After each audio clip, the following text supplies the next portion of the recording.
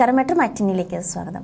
കുറച്ച് നാളുകൾക്ക് മുമ്പ് വരെ നടൻ ബാലയും ഭാര്യ എലിസബത്ത് ഉദയനും മലയാളികൾക്ക് ഏറെ പ്രിയങ്കരായിരുന്നു.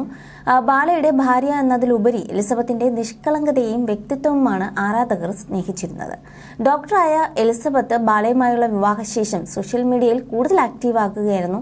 ഗായിക അമൃത സുരേഷുമായുള്ള വിവാഹമോചനത്തിന് ശേഷം വർഷങ്ങളോളം ബാലയുടെ ജീവിതം ഒറ്റയ്ക്കായിരുന്നു. പിന്നീടാണ് എലിസബത്തിനെ പരിചയപ്പെടുന്നതും പ്രണയത്തിലാകുന്നതും വിവാഹിതരാകാമെന്ന തീരുമാനത്തിലേക്ക് എത്തുന്നതും. ഇരുവരും സോഷ്യൽ മീഡിയയിൽ ഒരുമിച്ചുള്ള വീഡിയോ പങ്കിടാറുണ്ടായിരുന്നു. എന്നാൽ കുറച്ചു കാലമായി ഇരുവരും ഒന്നിച്ചല്ല ഉള്ളത്. ബാലയ്ക്ക് എലിസബത്തിനും ഇടയിൽ പ്രശ്നങ്ങളുണ്ടോ എന്ന് ആരാധകർ ചോദിക്കാറുണ്ടെങ്കിലും ഇതുവരെ ഇരുവരും ഒന്നും വ്യക്തമാക്കിയിട്ടില്ല. ഇപ്പോഴത്തെ ബാലയുടെ വിശേഷങ്ങളുമായി എത്തിയിരിക്കുകയാണ് എലിസബത്ത് ഉദയൻ. ബാലയുടെ കരൾമാറ്റ ശസ്ത്രക്രിയയുടെ സമയത്ത് ഒരു ഘട്ടത്തിൽ ഡോക്ടർ പോലും ഭയന്നിരുന്നെന്നും മരണം മുന്നിൽ കണ്ട അവസ്ഥയുണ്ടായിരുന്നെന്നും പറയുകയാണ് എലിസബത്ത്.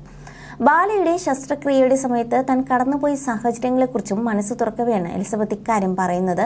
ഒന്നും ചിന്തിക്കാനോ എന്ത് ചെയ്യണമെന്നോ അറിയാത്തൊരവസ്ഥ ഉണ്ടായിരുന്നു.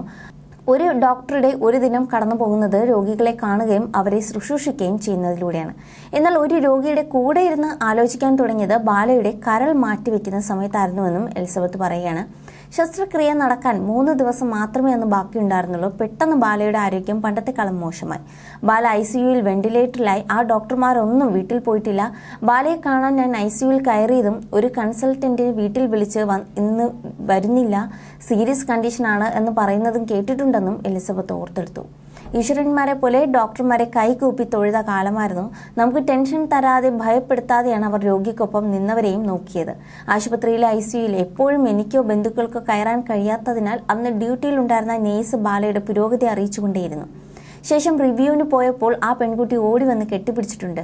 പലരുടെയും പേര് തന്നെ ഓർമ്മയില്ല. ആ സമയത്ത് നമ്മൾ വേറൊരവസ്ഥയിലായിരിക്കുമല്ലോ.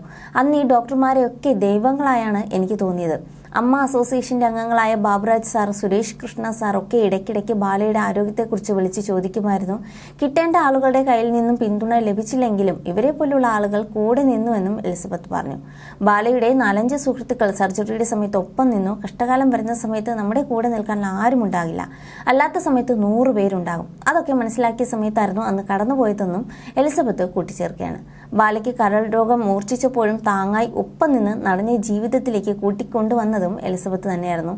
താൻ അച്ഛനമ്മമാർക്കൊപ്പമാണെന്നാണ് എലിസബത്ത് വ്യക്തമാക്കിയിട്ടുള്ളത്. ബാലയാകട്ടെ എലിസബത്തിനെ കുറിച്ച് ഒരിടത്തും പ്രതികരിക്കാറുമില്ല. എന്താണ് ഇവർക്കിടയിൽ സംഭവിച്ചത്, അല്ലെങ്കിൽ എത്രയും പെട്ടെന്ന് തന്നെ തിരിച്ച് രണ്ടുപേരും പഴയതുപോലെ ഒന്നിക്കൂ എന്നൊക്കെയാണ് ആരാധകരും പറയുന്നത്. എന്തായാലും ഇരുവരും ബാലയും എലിസബത്തും വീണ്ടും ഒന്നിക്കുമെന്ന പ്രതീക്ഷയിൽ തന്നെയാണ് social media. You're watching me on metromatney.com. metromatney.com. metromatney.com. Subscribe for more videos. Subscribe for more videos. Subscribe here for more videos. Subscribe now. Thank you.